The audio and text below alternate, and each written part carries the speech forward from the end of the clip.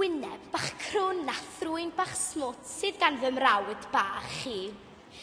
A glas bach melyn cyrliog, bler, sy'n ogleuo o iogurt fel arfer.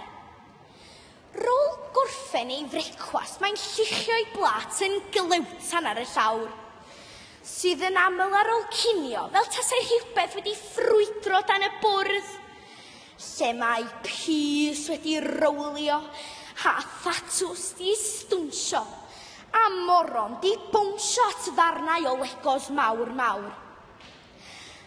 Ac weithiau, mae'n cael hwyl a sbri yn lluchio pethau ata fi. A'i geg a'i ddwylon a fi ar ganol bwytau swper. Bydd mam yn troi yn refari gan ddweud y drefn. Fel arfer, wrtha i am dynnu arno, neu am beidio gwrando. Dio ddim yn joc cael sblodio greiddi reit ar ffrynt fy ngwys karati, a dim amser i'w gwnhau hi rhag i mi fod yn hwyr i'n wers.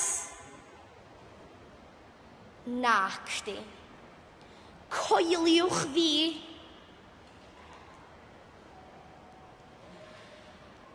Ond pan mae o'n ei wely, a'i drwyn o'n sgleinio ymlaen, a'i wallt o'n disw fflyffiog, y fi sy'n cael ei can i'w sio fo'i gysgu. Bob nos bron, efo mam. Wrth ei weld o efo'i flanced yn swatio mor glyd, bryd hynny, fo di'r brawd bach goran y byd